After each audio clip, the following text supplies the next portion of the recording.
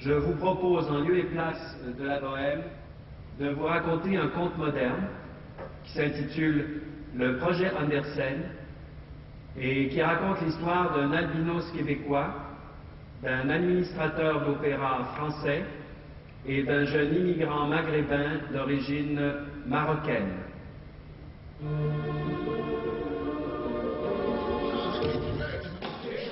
Philippe Jacques interpreta el proyecto Andersen de la compañía quebequense Ex Machina y su director Robert Lepage.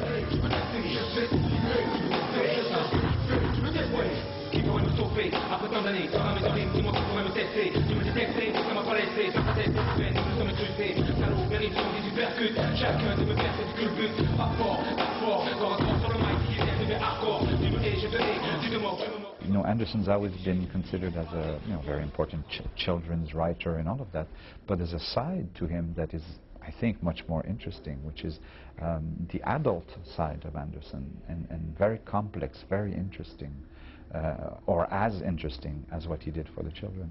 Ah non, non, non, j'aime pas les enfants, mais c'est pas une raison pour les frapper. Non, non, non, je serais incapable de frapper un enfant, moi, jamais. Moi, les enfants, je trouve pas ça inoffensif, ok? Je les trouve méchants, cruels. On a toujours eu l'image d'un conteur pour enfants qui aime les enfants et qui est un homme qui était plutôt correct et tout, mais on réalise finalement en lisant la biographie qu'il détestait plutôt les enfants, qu'il n'aimait pas vraiment les enfants. Quand est venu le moment de lui faire une statue, on lui a proposé que la statue soit sculptée entourée d'enfants. Il dit « Ah non, surtout pas d'enfants ». Au lieu de faire bêtement un portrait de Hans Christian Andersen, au travers de 2 ou 3 personnages, on va comprendre qui était Hans Christian Andersen. On n'est pas là pour lui lancer des fleurs, mais en même temps on lui lance des fleurs parce que c'est un immense conteur. C'est magnifique les contes. Moi j'ai la brique des centaines de contes qu'il écrit et puis je m'inspire de ça. J'ai lu dernièrement, j'avais pas encore lu La Petite Sirène. C'est magnifique. Et, donc oui, tout ça sert à valoriser aussi Andersen. On ne raconte pas d'histoire au public, on leur raconte la vraie histoire. Je suis à Paris. Non, c'est pas pour les vacances, pour le travail.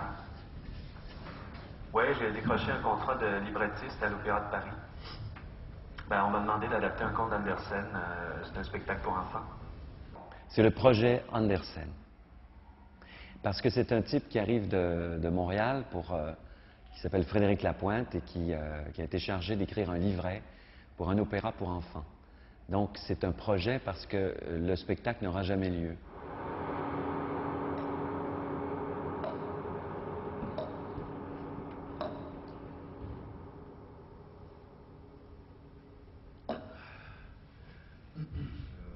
La historia del libretista de Montreal y el empresario teatral francés adicto al peep show que regenta un inmigrante grafitero se mezcla con 2 cuentos de Andersen, La sombra y La dríada.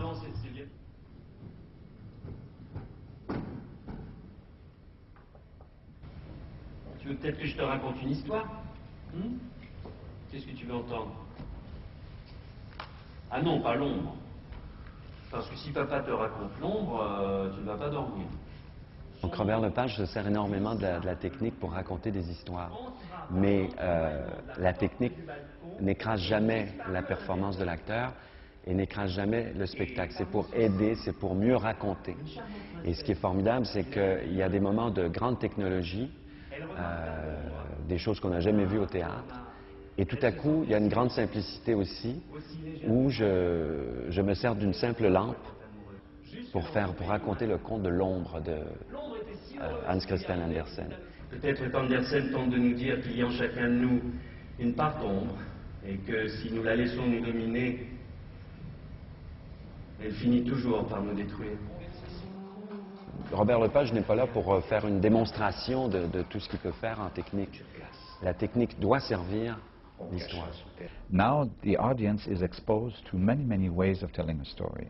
He sees television a lot, he sees cinema. People tell stories in commercials, in rock video. So they have all these extraordinary ways of understanding stories.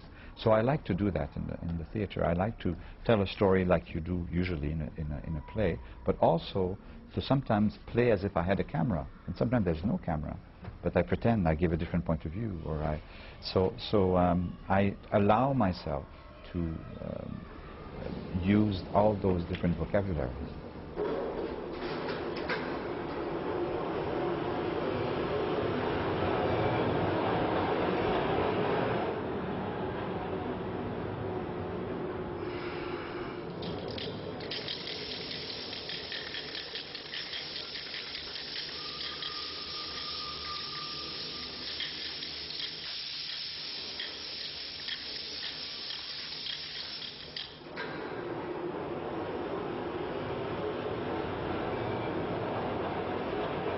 Hans Christian Andersen, reconocido escritor de cuentos para niños que detestaba a los niños, mito nacional danés, en su propia vida no supo dar ni recibir, y en su diario registraba la frecuencia de sus masturbaciones. In the case of Andersen, he never had sex. He had a lot of solitary sex, and he would write about it. And you'd go, oh my God, this is interesting, because it's a curious thing to know about Andersen, but that means that that kind of communication he could not have. So it explains a lot about the other kinds of communication that he had in his life, and one of them being his writing for children.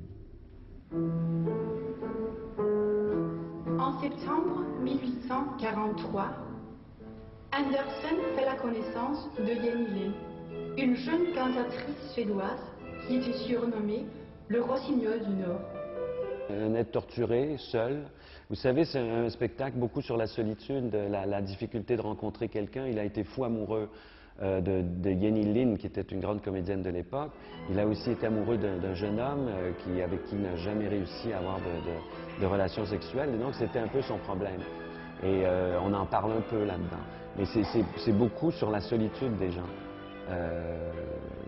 La solitude aussi qui fait écrire pour comprendre aussi. Les auteurs écrivent beaucoup pour comprendre le monde. Robert écrit aussi des spectacles pour comprendre le monde. Donc, et je pense que le public vient voir les spectacles pour essayer de comprendre un peu mieux comment cette planète tourne et comment on y vit, comment on est. C'est un petit peu notre mandat, nous, acteurs et artistes, d'une certaine façon.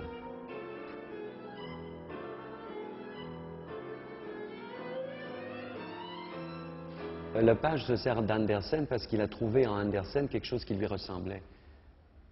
Donc c'est beaucoup de ça qu'on parle. On ne parle pas uniquement d'Andersen. Andersen est le prétexte. Alors il ne faut pas s'attendre à venir voir une biographie d'Andersen de A à Z, ce qui serait un peu banal, je pourrais dire.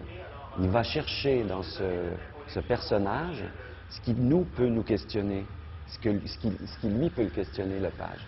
Et tous les artistes, on est un peu un vilain petit canard, quelque part. Et adolescent, on va pas très bien en société, on est un peu ce qui fait. Et tout à coup, ben voilà, Lepage est devenu ce signe magnifique et qui fait connaître le théâtre, qui fait redécouvrir le théâtre. La meilleure façon pour un jeune de découvrir le théâtre, moi je dirais, c'est de venir voir un spectacle de Robert Lepage. There's also some more personal, some deeper sides to Andersen that struck me, that are connected to my youth, that are connected to the cruelty of children. So of course, that on many levels, I felt connected to Andersen.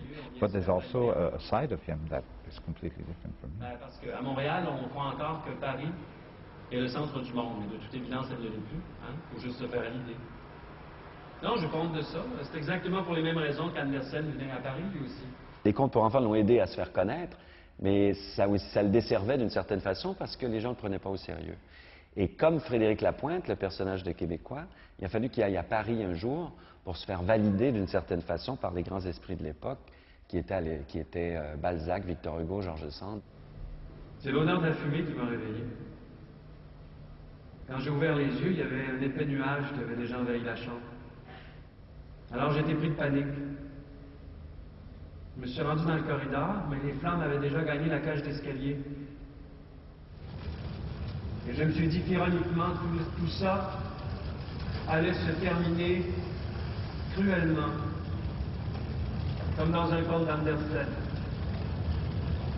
où les êtres humains qui ont de trop grands désirs et de trop grandes ambitions sont toujours punis,